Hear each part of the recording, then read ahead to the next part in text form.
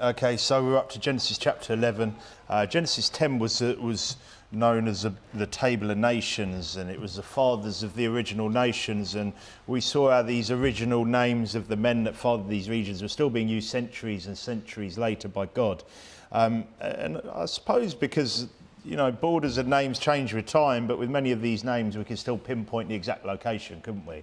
So knowing that areas are going to change and stuff, it's where he says they were, we know that's where they were originally. Because all these nations, they've been conquered, haven't they? They have conquered, they've been conquered, they've intermarried, they've travelled, etc.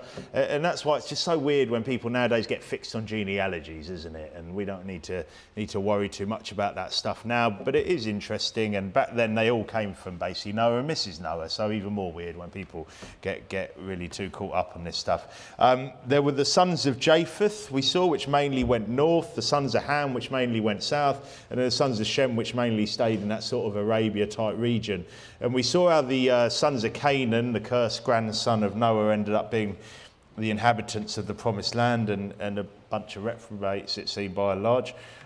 We saw this mighty leader via Cush called Nimrod, we're going to look at shortly, and how it was through Shem and Arphaxad that the line to Abraham and eventually Jesus Christ came. Then Genesis 10:32 said this. Genesis 10:32 says, "These are the families of the sons of Noah after their generations in their nations, and by these were the nations divided in the earth after the flood." Genesis 11 then continues then in verse 1, where it then says, "And the whole earth was of one language and of one speech." So I'd like to pray before we continue. Father, thank you for this great chapter of the Bible. Help me to just preach it accurately now, Lord. Help me to preach it boldly, and help me to preach it in a way that people are just, really understand what your word's saying. Fill me with your spirit, please, Lord. Help me to just preach just what you want me to preach, Lord. And help everyone to just have attentive ears. In Jesus' name, pray all of this. Amen. Okay, so although chapter 10 went through these genealogies and the regions that they eventually settle in, at this point it hasn't happened yet, okay? So chapter 10 went through all of that, but they haven't settled in those areas. Here they're all together, they're journeying together according to verse 2, aren't they? It says in verse 2, "And it came to pass as they journeyed from the east that they found a plain in the land of Shinar, and they dwelt there." The they is the whole earth, which was of one language and of one speech. So not only did they speak the same language, but they spoke it the same way too. So no like funny dialects or anything like that. It wasn't that they were already starting to change. No, they all spoke the same language. They had the same speech. They all completely understood each other. And then that obviously then massively changed after that. And if you're looking at that last chapter and thinking, well, I only saw about 70 names mentioned, so maybe it's just kind of a few people. That was just the 70 odd that fathered nations. There were plenty of names whose descendants weren't expanded upon as well, let alone the fact that there were wives, children of all of those and more. So at this point, it's a sizable bunch. But here's a question. At what point in time is this? Have you ever read this and wondered, well, when exactly is this post-flood? Well, look at chapter 10. We're going to just go back quickly to chapter 10 and verse 6 onwards, where we're introduced to Nimrod. So chapter 10 and verse 6 says, "And the sons of Ham, Cush and Mizraim and Phut and Canaan, and the sons of Cush, Seba and Havilah and Sabta and Raamah and Sabtecha, and the sons of Raamah, Sheba and Dedan. And Cush begat Nimrod. He began to be a mighty one in the earth." So Nimrod is Noah's great-grandson. Okay, verse 9 says, "He was a mighty hunter before the Lord. Wherefore it is said, even as Nimrod the mighty hunter before the Lord. And the beginning of his kingdom was Babel and Erech and Akkad and Calneh in the land of Shinar." So it seems like he's the man in charge here at Babel, wouldn't you say? That's what it looks like to me. "Out of that land went forth Asher and builded Nineveh, and the city Rehoboth and Calah, and reason between Nineveh and Calah, the same as a great city." Which it would make sense happened after the scattering of everyone. Asher was the son of Shem. And considering we know that there were only 8 on the ark, this has to be a fair bit of time on for Noah's great-grandson to be running the show, wouldn't you say? For him to be the guy which seems to be in charge. First clue here is that we're quite a long way off from them coming off the ark, especially to have got to this point of his great-grandson, considering there were only 8 on the ark. So even if Cush had been born fairly soon after the flood, it would have to be a minimum 40 to 50 years, wouldn't it? But likely much more until Nimrod was in charge. Now, in Shem's genealogy to Abram later in the chapter, they're seemingly having the next son around 30 years old each time. So Brother Hooner's just read through that. And all of the daughters, the other kids, the fact that verse 1 described it as the whole earth, I reckon that we're a good about 100 years on. And the biggest clue for me is in chapter 10 and from verse 22, where it says this. Chapter 10 and verse 22 says, the children of Shem, Elam and Asher and Arphaxad and Lud and Aram, and the children of Aram, Uz and Hul and Gether and Mash, and Arphaxad begat Salah, and Salah begat Eber. Unto Eber were born 2 sons, the name of one was Peleg, for in his days was the earth divided, and his brother's name was Joktan. Now Peleg means division, so for me it wasn't until he was born, Peleg being in the line from Shem's, that's described in detail in chapter 11. Okay, so have a look at chapter 11, where we're going to do the maths here. So chapter 11 and verse 10, it said, we just read, for in his days was the earth divided, talking about Peleg. Chapter 11 and verse 10 says, these are the generations of Shem. Shem was 100 years old and begat Arphaxad 2 years after the flood. Okay, so Arphaxad is 2 years post-flood, okay, that he's born. Then verse 11 says, as Shem lived after he begat Arphaxad 500 years and begat sons and daughters. And Arphaxad lived 35 years and begat Salah. So this is now 37 years post-flood. And Arphaxad lived after he begat Salah 403 years and begat sons and daughters. And Salah lived 30 years and begat Eber. So we're now 67 years post-flood. Verse 15 says, and Salah lived after he begat Eber 403 years and begat sons and daughters. And Eber lived 30 years and begat Peleg. So this is 101 years post-flood, and it was in Peleg's days that the earth was divided. Yeah? So children being born left, right and centre, yeah? We're at 100 plus years, 101 years that he was born, it was in his days, at some point after that, that we see then that the earth was divided. And by the way, we've already got to Shem's great-great-grandson here. That's who Peleg is, okay? Through only one of the 5 sons recorded in Genesis 10:22, let alone the rest, the daughters, the sons. I'm just trying to give you an idea, not only of the timeline here, but also the amount here. Now, Genesis 10 mentions 7 of Japheth's sons, 4 of Ham's, and 5 of Shem. So if we just assume that they were the only sons born, and I don't think that's necessarily the case, because we just kept seeing after and they begat sons and daughters after that, sons and daughters. But let's just go on the bare minimum, okay? 7 of Japheth's sons, 4 of Ham's, 5 of Shem's, okay, in Genesis 10.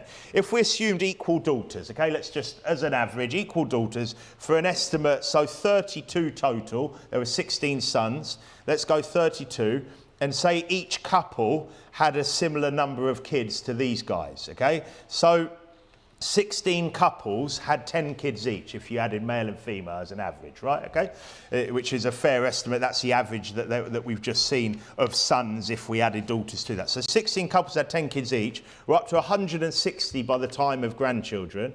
Then those 80 couples, because we've got 160, so you've got 80 couples out of that. And again, I know I'm estimating some might not have got married and had kids, but never mind, let's just give it a try. 80 couples had 10 kids each. We're up to 800 great-grandchildren. Those 400 great-grandchild couples had 10 kids each. We're up to 4,000 great-great-grandchildren. So we're talking about a population of easily 5,000 at this point, 100 odd years on, purely on just the names mentioned from the founders, basically as the founders of the nations.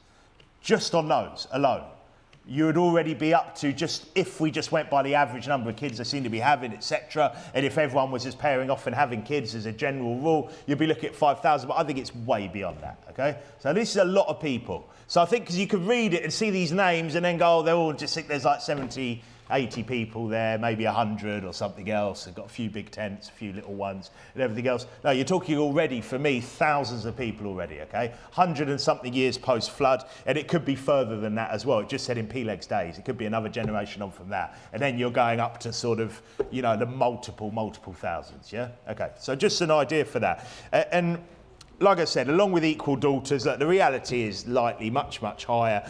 They're just the names mentioned for the genealogies. But that's why verse 1 said, just to give you that idea and just to confirm that, and the whole earth was of one language and of one speech. It didn't say, oh yeah, like these people, that little group.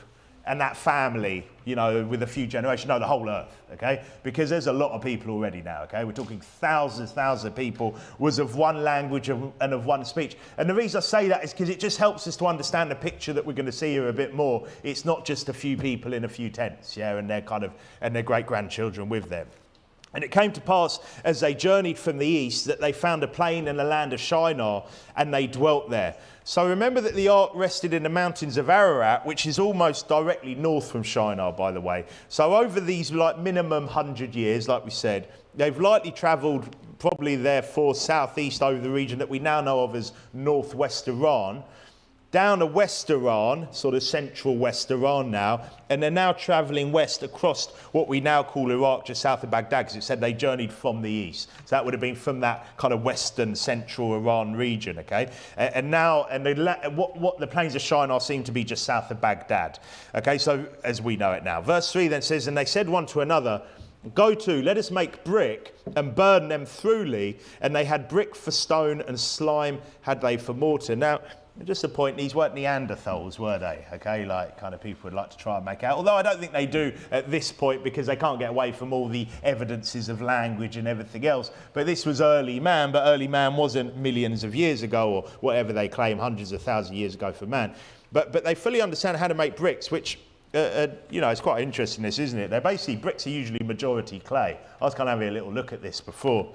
They dry them and they heat them into a hard brick, and then depending on modern bricks now, what they add to that as well, but they're still majority clay. So here they're basically getting clay, they're drying it out into the shape of whatever size shape bricks they want, and then they're heating it thoroughly, is what it said. They burn them thoroughly to make them into the hard brick as we know. Now, the slime is obviously some sort of adhesive type mud. Now let's look at this story and then we're going to go through it. So verse 4 says, and they said, go to, let us build us a city and a tower, whose top may reach unto heaven, and let us make us a name, lest we be scattered abroad upon the face of the whole earth. And the Lord came down to see the city and the tower, with the children, which the children of men builded. And the Lord said, behold, the people is one, and they have all one language, and this they begin to do, and now nothing will be restrained from them which they have imagined to do.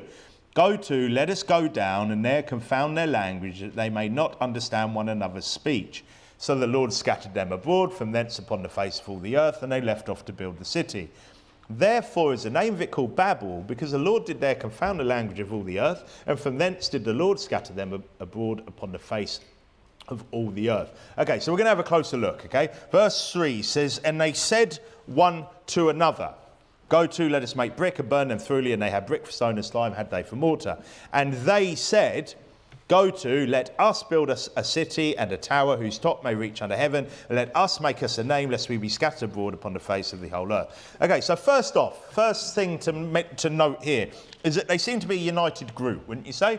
This seems to be a pretty united group. They're saying this, let us do this, etc. So there seems to be some sort of unity, some sort of agreement here. And there are two things being built. Notice it's a city and a tower, because I think sometimes people try and merge it into one. It was the Tower of Babel, but no, they're building a city and they were building a tower. The city would be for them all to live in, but why a tower to reach unto heaven? Now, one interpretation, which I think you could reasonably go to, would be that it represents an attempt to reach heaven through the work of men's hands. Yeah, so it's kind of an image, a picture of a sort of works type salvation, but also, look, also a centralised world religion, with them making them a name. It says here as well. It said, "Let us make us a name, lest we be scattered abroad upon the face of the whole earth." However, don't forget that they were, you might look at this, go, well, fair enough, you know, they don't want to split up and everything. But what were they commanded in Genesis chapter 9 and verse 1? Genesis 9:1 says, and God blessed Noah and his sons and said unto them, be fruitful and multiply and replenish the land of Shinar. No, replenish the earth. Okay, so they are meant to spread and they are meant to replenish the earth, fill the earth. However, here they're saying, let us not be scattered abroad. So already they're basically going against God, aren't they? Okay, they're going, let's all just stay together in case that happens. I think they know full well that what they're doing is wrong as well. They should have been scattered. And like I said, this is defiance to what God commanded. But what would, now let's, away from the spiritual kind of picture, and I think there is a spiritual picture of a sort of work salvation type tower to heaven, basically building their own way to heaven, okay, working their way to heaven. I think that's pretty obvious. I hope everyone agrees here. But what would the practical purpose of a very tall tower be? I'll tell you what it'd be: control, surveillance, an attempt at godlike control over people's lives, wouldn't you say as well? Yeah, you've got a very tall tower in a big city, you've got somewhere to watch and observe and look at everyone before you get to the days of security CCTV cameras everywhere like we have today, right? Okay, so for me it's a sort of, there is that as well. And the reason I say that, because I don't believe you can read this story, or hopefully you won't do after today, and escape the parallels between this story of Babel and the eventual one world government prophesied to come at the end of the world, okay? So there's clearly a lot of parallels. I'm going to show you them today. So turn to Revelation 13, which gives us a lot of info about what's to come, okay? Revelation 13 we're going to look at, and obviously we will be coming back to Genesis 11, but Revelation 13 and verse 5. It's talking about the Antichrist, the head of this one world beast system to come. Okay, so he is the head, but this one world beast system, the beast system itself is the beast, but he is the head of that beast, the Antichrist. Verse 5 says, and there was given unto him a mouth speaking great things and blasphemies. This is Revelation 13:5. And power was given unto him to continue 42 months. And he opened his mouth in blasphemy against God, to blaspheme his name and his tabernacle and them that dwell in heaven. Now, obviously this is opposition to God. We've just seen that, haven't we? We've just seen them basically defying God's rule, God's commandment to go and replenish the earth, saying, let's all stay here lest we be scattered, okay? So first off, opposition to God. Verse 7 says, and it was given unto him to make war with the saints and to overcome them, and power was given him over all kindreds and tongues and nations. That's a one world government, isn't it? Yeah, if the Antichrist has power over all kindreds and tongues, that's languages, and nations, that's basically a form of one world government, isn't it? Verse 8 says, and all, notice that, all that dwell upon the earth shall worship him, whose names are not written in the book of life of the Lamb slain from the foundation of the world. If any man have an ear, let him hear. So then we see the false prophet introduced. We're going to jump forward to verse 15 here. Jump forward to verse 15, which then says, and he had power to give life unto the image of the beast, that the image of the beast should both speak, and cause that as many as would not worship the image of the beast should be killed. Now, some sort of surveillance there, right? A way of keeping tabs would be needed, wouldn't it? To find out who is and who isn't worshipping the image of the beast. Again, I don't know exactly how that will work, but you could argue that something like that would be needed. Verse 16 says, and he causeth all, both small and great, rich and poor, free and bond, to receive a mark in their right hand or in their foreheads, and that no man might buy or sell, save he that had the mark, or the name of the beast, or the number of his name. And just a quick point on those two verses there, because sometimes people go, well, look, everyone's going to take the mark. No, he causeth all. Okay, so basically he's trying to force all, both small and great, rich and poor, free and bond, to receive mark in the right hand or on their foreheads. However, verse 17 says, and that no man might buy or sell, save he that had the mark. So clearly there's going to be those that don't have the mark, right? Or the name of the beast or number of his name. Now that's a one world cashless society, isn't it? Because how on earth are you going to be able to regulate that at all if there was just cash and people are just trading cash? Okay, no one's going to stop you or I trading something with each other for cash without a mark, with or without a mark. However, this seems like a cashless society. And the way this world is going, I think a lot of us I think most people would agree with that. Okay, you can see that we're clearly seem to be kind of foot to the pedal to the metal on our way to a cashless society, so it seems. I would hazard a guess that there are people here, and that's just the reality of it. And by the way, you fighting against it ain't going to change that, really, okay? Who probably haven't used cash all week, maybe some all month. That's the reality of life right now, isn't it? Okay, this is coming on quickly. Okay, and obviously the COVID stuff really sped that up as well. Okay, so it's a one more cashless society. He says in verse 18, here is wisdom, let him that hath understanding count the number of the beast. For it is the number of a man, and his number is 666. You don't have to turn a bit. Genesis 11:4 said, and let us make us a name. Okay, the number of the beast is the number of a man, and his number is 666. They want to make themselves a name. So Genesis 11 for me is definitely a picture of the end times to come. I would also add, though, to that Nimrod from chapter 10 pictures the Antichrist. Before we go there, look at verse 4, where we are in Revelation 13, where it says, and they worshipped the dragon, which gave power unto the beast, and they worshipped the beast, that's the Antichrist, saying, who is like unto the beast, who is able to make war with him? So there's a sort of admiration for this beast system and its leader, who came back from a deadly wound, didn't he? And we're not going to go there just for sake of time. But back in Genesis chapter 10 now and verse 8, we've just read who is able to make war with him, talking about the beast, with their worshipping him. So they're putting him on some sort of pedestal. We'll look at Genesis 10 and verse 8. And Cush begat Nimrod. He began to be a mighty one in the earth. He was a mighty hunter before the Lord. Wherefore it is said, even as Nimrod, the mighty hunter before the Lord. Before the Lord is just in the sight of God, okay? Verse 10, and the beginning of his kingdom was Babel, and Erech, and Akkad, and Calneh in the land of Shinar. Okay, and in case anyone's going, what about those other areas? They're basically adjoining lands. Okay, so Erech here, Akkad, and Calneh, basically he was the boss of the wider area as well. So a central city, but the other lands too, again. And bear in mind, the whole world is in this area of the plains of Shinar. He's basically a one world leader at this point. Okay, so again, a picture of the Antichrist. Now, you can look at this stuff, and you could be sitting there or reading this and go, okay, brother, here, maybe I see the similarities, but so what? What's the point in any of this? Why is God even, why has he relayed the story in this way? Why did that happen? And does it even matter? Does it make any difference? Well, you've got to ask yourself a question in the Bible. When you see things like this, what does God want us to learn from these pictures? So there's something for us to learn from it. It's not, oh, what a cool thing that events happened in, 1,000 years ago which pictured the end times. Yeah, that is a cool thing, isn't it? It's amazing. Sometimes you just read the Bible, you just think, oh, how does this even work? I don't even know how that works, with things working out and stories happening and the way they're relayed and everything else to give us these pictures and everything else. But I think he wants us to learn from it as well, because for me, pictures in the Bible all come together to make a big one, especially when it comes to the end times. So when it comes to the end times, there's many places in the Bible where we see pictures which all come together to make the big picture, yeah? And give us little bits of information which I think add to the facts of what's going to happen. And here our leader of this one world government was mighty and described as a mighty hunter. Okay, so first lesson for me is not that the Antichrist is going to be spending his weekend stalking deer. Or maybe he will, I don't know. Maybe he'll be some guy that's very good at that. However, I think it's more likely because he's going to be hunting Christians. And he's going to be a mighty hunter. Okay, I think he's going to be a great hunter hunting Christians. I think that, because that's basically what's going to be going on, isn't it? And I believe that not only is he going to be mighty, but, for me, the lesson here is that you're not surviving the tribulation by building the best bunker. Because he's a mighty hunter.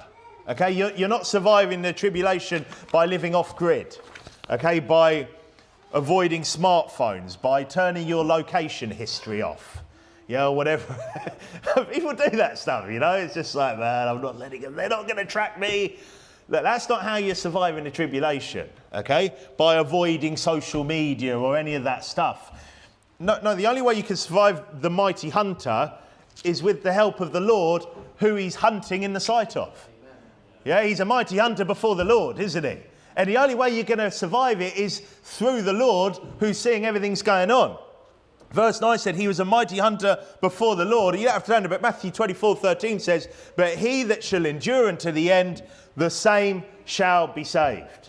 How do we survive the tribulation is by enduring. And when we're saying survive, this has got nothing to do with salvation. How we survive, not getting our heads chopped off, not getting a physical nasty death during the tribulation when we're being hunted by a mighty hunter before the Lord, is by enduring in the things of God. And the next verse in Matthew chapter 24 verse 14 talks about the gospel needing to be preached, okay, to the ends of the earth. The way we endure is by preaching the gospel. The way we endure is to carry on serving God. And the only way you're going to survive this mighty hunter, Nimrod being a picture of him, is by enduring unto the end for God, not by your own skills, not by your ammunition, not by, and here, it'd have to be crossbows and air guns. Crossbows are quite good, yeah, but in other nations, there are people stockpiling all sorts, aren't there? Stockpiling, going to get the guns ready for the tribulation. They're prepping for it. They've been prepping for it for years. Is that going to make them survive it? This guy's a mighty hunter and he's got a one world government behind him. You think you're going to survive? I mean, they've got some amazing technology out there, haven't they? But you know who's more amazing than any of that is the Lord.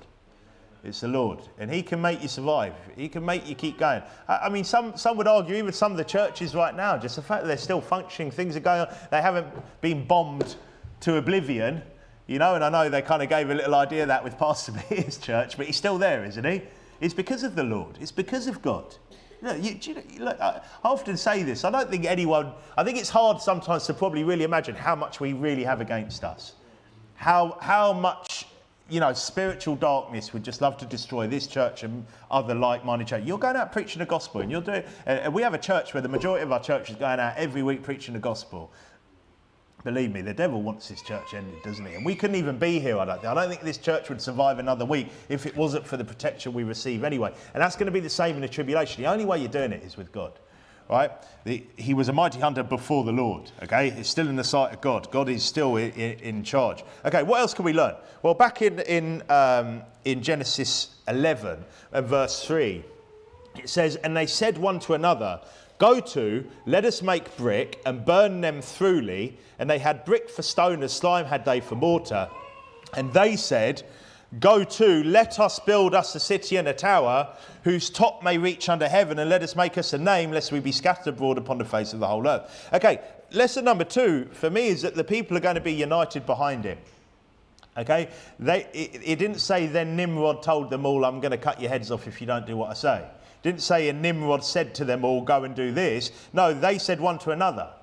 And they said, "Go to, let us build us a city and a tower." And that's going to be the reality of it. Okay, the reality of it is you're not going to, you know, reach all these unsaved people to just really, in fact, sadly, probably half of the saved people, and convince them that this is actually the Antichrist. The truth is, so many people are going to be in agreement with everything going on. They're going to be in agreement with this one world government and see him as this sort of saviour type figure, this hero. Obviously, a lot of the world are going to see him as some sort of version of he's a false Christ, basically, isn't he? And other religions are going to see him as some sort of, you know, basically, you know, prophet or whatever else. And they are going to be united behind him. And that's going to make things harder. So if you find it hard right now, feeling like a bit of an odd one out at your family gatherings, or, you know, when you see your old buddies, or when you're, you know, at work or anything else, well, get used to it, because it's going to get a lot worse.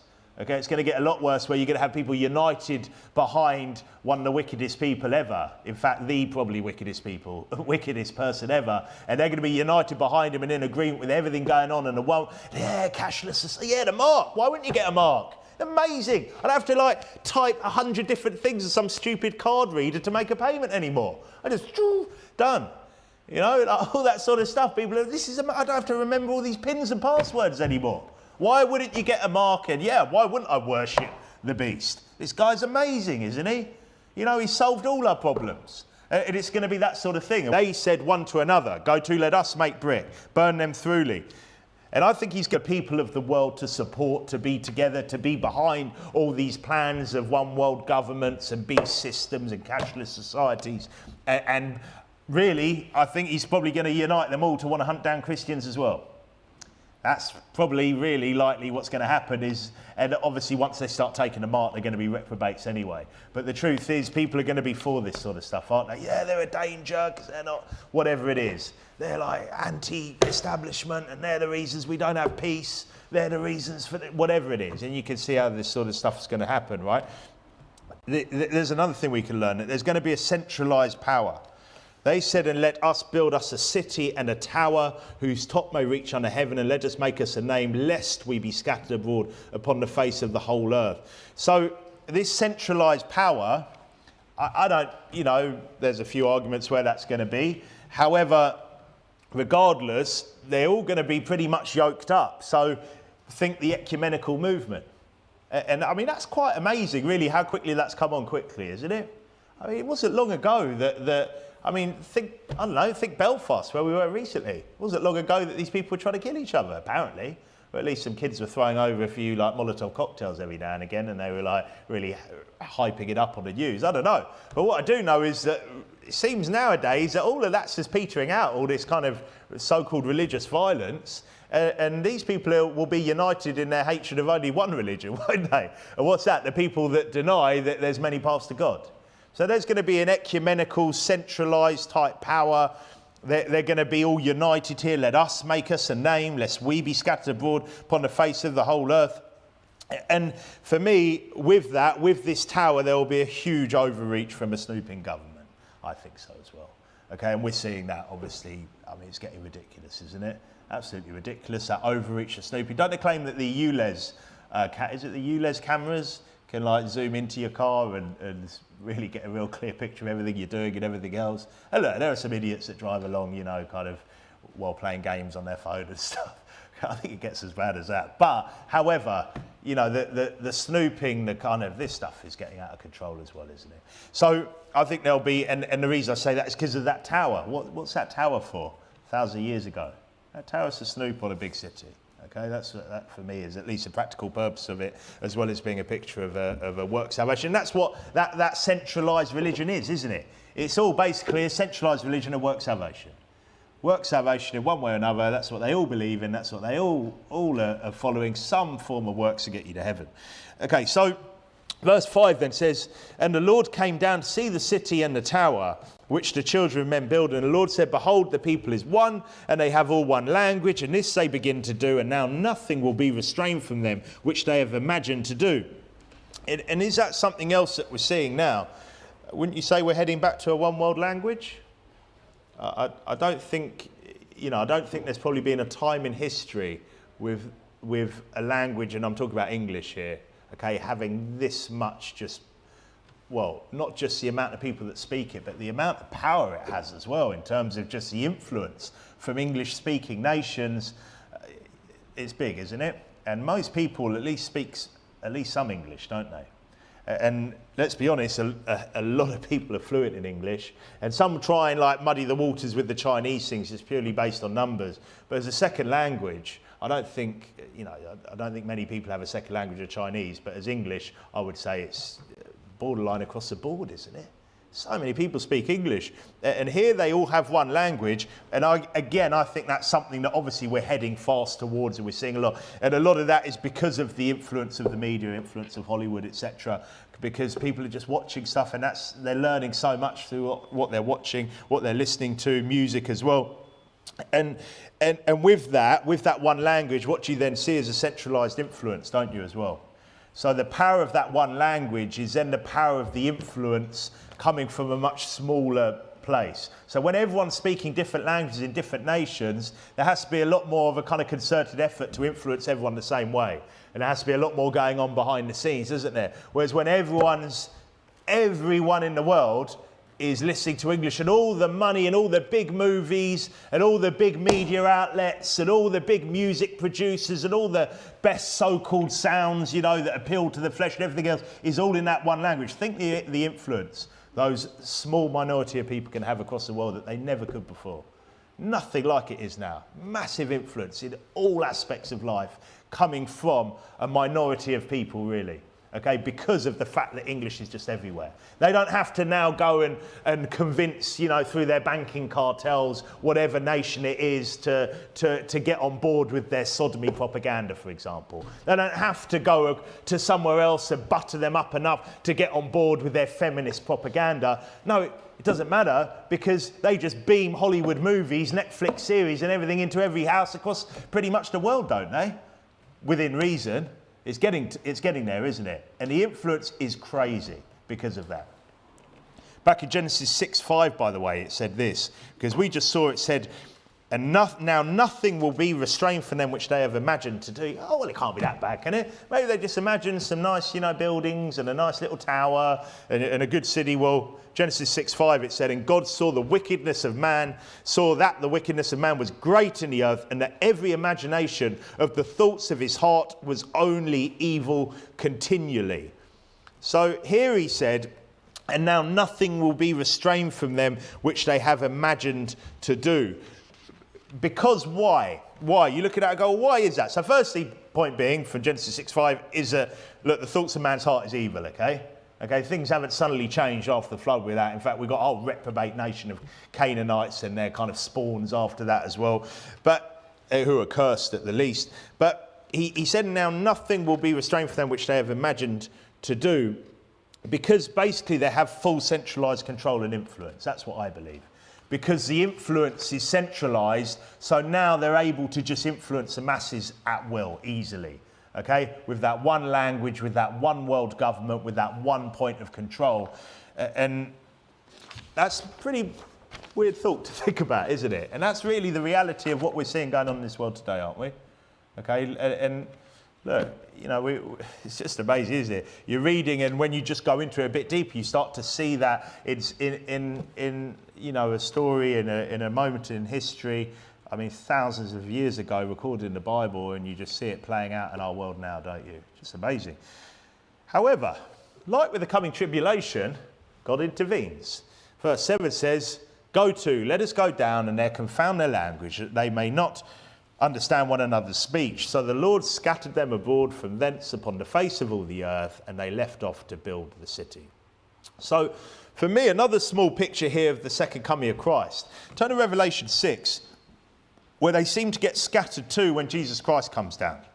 So here he says that the Lord scattered them abroad from thence upon the face of all the earth. And in Revelation 6, we see Jesus Christ return. Revelation 6:15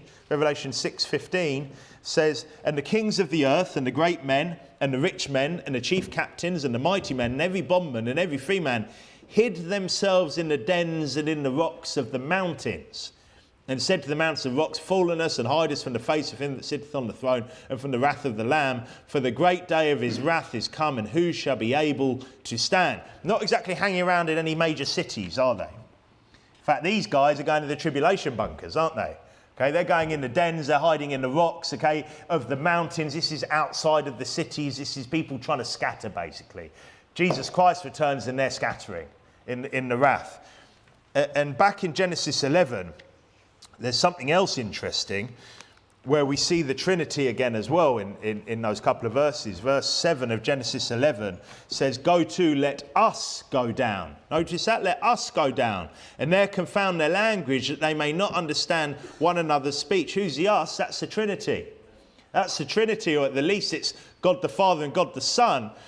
But then notice this, and this is just, you know, again, the Trinity in two verses, or at least to show that two different persons, at least here, but one God. But obviously, we know that it's three persons, ultimately the Trinity. It then says in verse 8, "So the Lord scattered them abroad." So he said, "Go to, let us go down, and there confound their language, they may not understand one another's speech." And then it says, "So the Lord scattered them abroad." Because the Lord is a Trinity, yeah? So the Lord scattered them abroad from thence upon the face of all the earth, and they left off to build a city.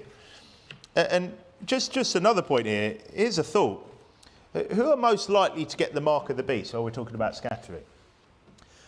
If it was any time soon, okay, if it was any time soon, I know a lot of people, you know, kind of think it might be. I don't think we're that close yet. It would be the liberal, brainwashed, English-speaking West as more likely than many, wouldn't it? Okay, they would be pretty close to the front of the queue. I know there's a lot of control over in China as well, but I would say the liberal, brainwashed, English-speaking West would be just queuing up like they were for the COVID jabs. Yeah, just like, get it on board, yeah? Give me two if I can. You know, they'll be loving it, won't they? And when Christ rules and reigns in a millennial reign, there will be those remaining that didn't get the mark, won't there? Yeah? There'll be those that didn't get the mark. And obviously, because if you get the mark, what happens? You reprobate, aren't you? Okay, so there will be those that didn't. Maybe the remaining nations and languages will be scattered again too then. Ever wondered that?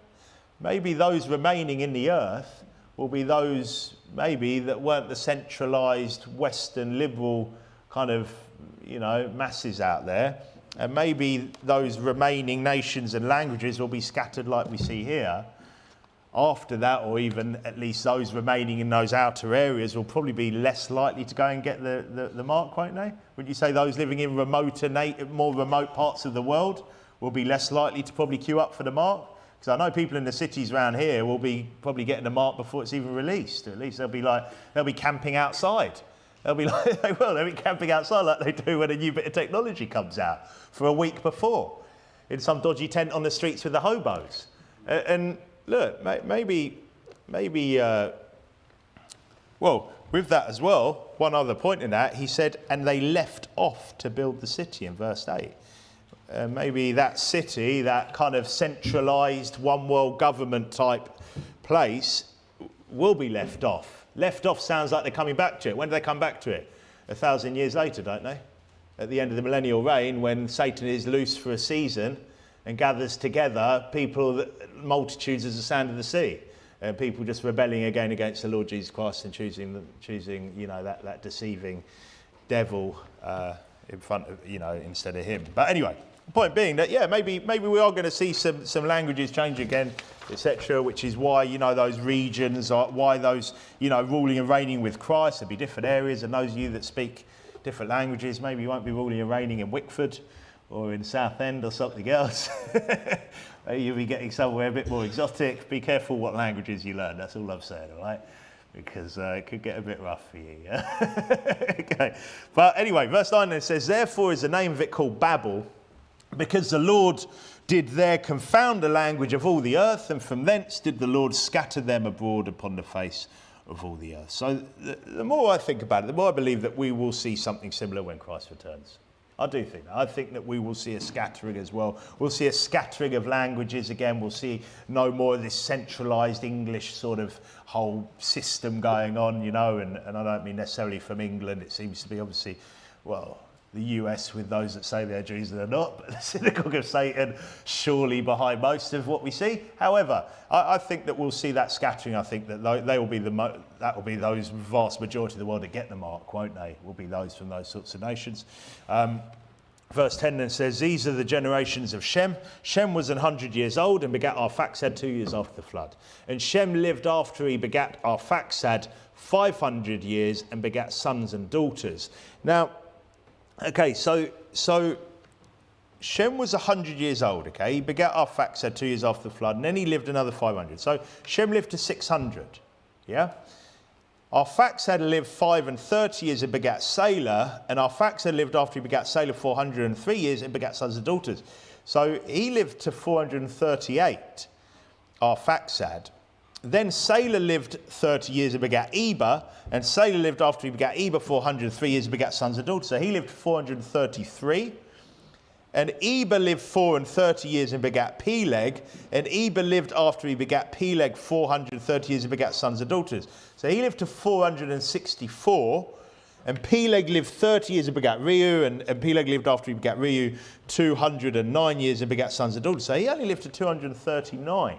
So point being, you can see these ages decreasing. Yeah, there's a little bit of a curveball in there with Eber, but they're all going down from the 600 before. And remember, before, pre-flood, and even with Noah or after, Noah lived into his 900s, and pre-flood, I think we got up to 967, I think it was Methuselah, wasn't it? Was the eldest. It's around that age. So now we're massively dropping in age, aren't we?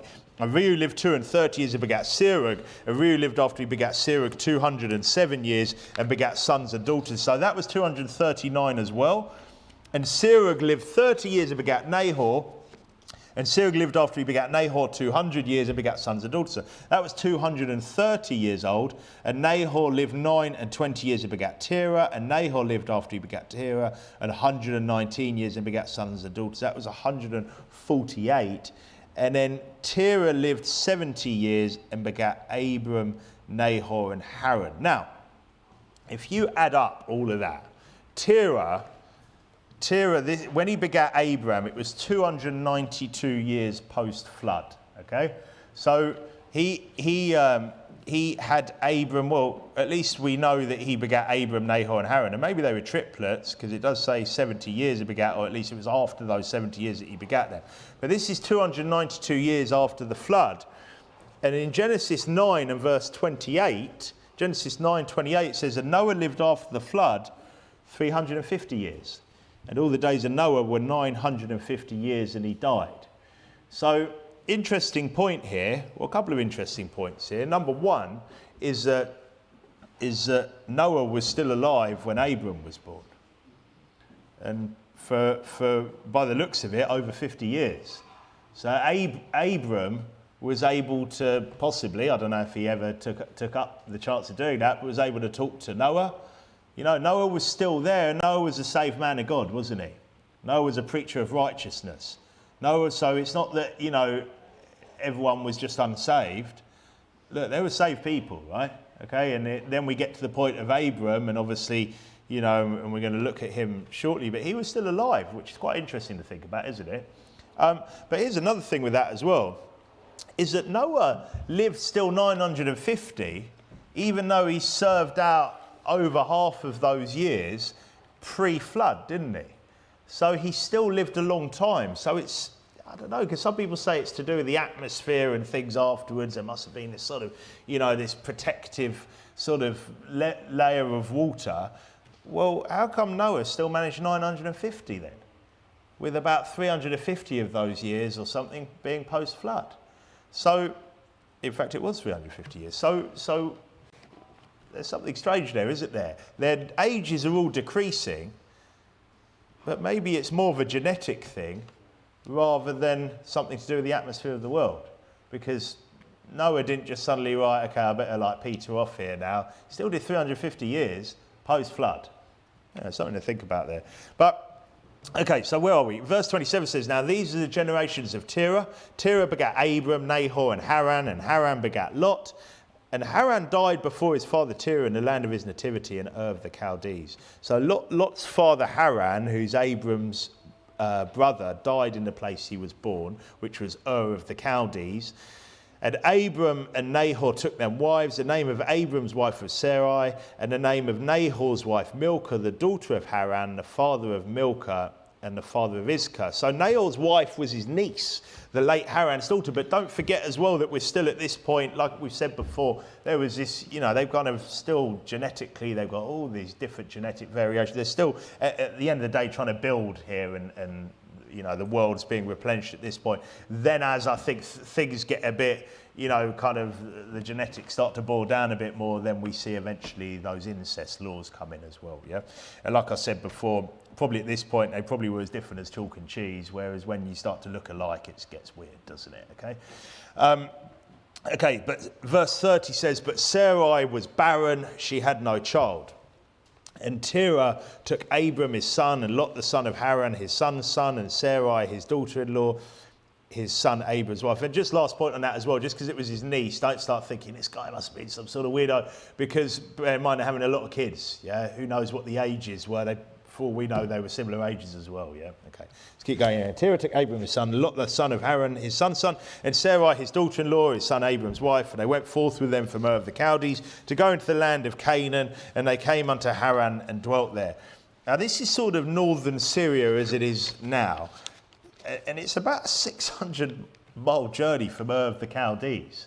So that's a long journey before cars and stuff, isn't it? Now I know there are animals, and you know, I'd hope that they kind of got to use at least a couple of camels or something. I mean, that's a big old journey. 600 miles. Can you imagine how long that would take to walk?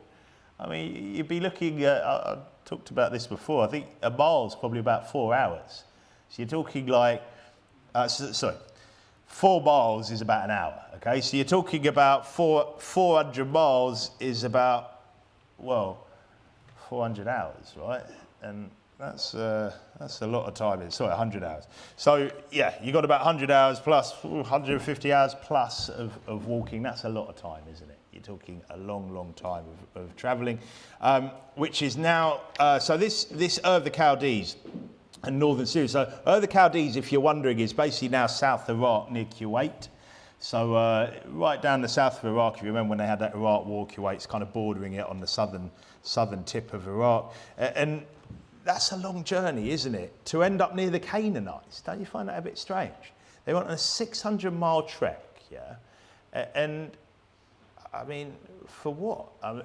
To end up right by the Canaanites. A bit of a bizarre choice, wasn't it? Strange thing to do.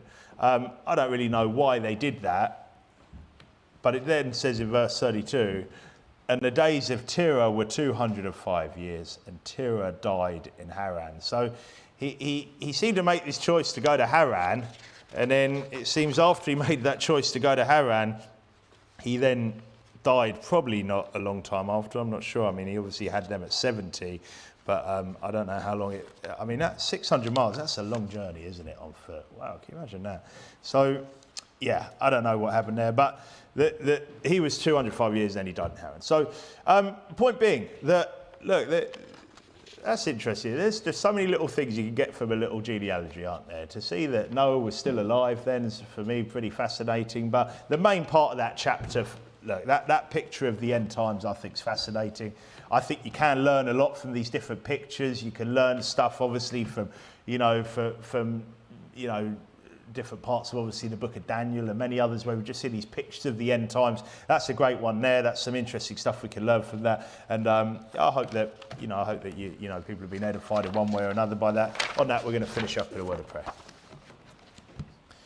Father, I thank you for your word. I thank you for this just a great chapter of the Bible there with just so much we can learn about what's to come, Lord, and just help us to be prepared so that we're not so shocked when things go the way that we know they're going to go at some point, whether it's in our lives or our children's lives or their children's lives or further on from that, Lord. Just help us to always be just ready and prepared, grounded in your word, Lord, not shocked by events because we're not listening to what you're warning us and telling us about them.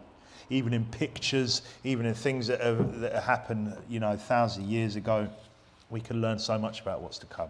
Help us to want to do that, Lord. Help us to want to also just study your word and study out, those things that can sometimes be a bit harder for us to really spend that time to look into, things like genealogies. Just find those interesting little tidbits in there, Lord. Help us to just, always want to study to show ourselves approved, a workman that needs not to be ashamed, rightly divine the word of truth. Help us to just, be those sorts of children of yours here that want to just listen to everything you've got to say, study everything you've got to say. Help us to get back safely tonight. Help us to get out soul winning if we can in between the services, between now and Sunday. Help Saturday to go well with the men's fellowship as well, and help us to return Sunday for another day in your house. In Jesus' name, for all of this. Amen.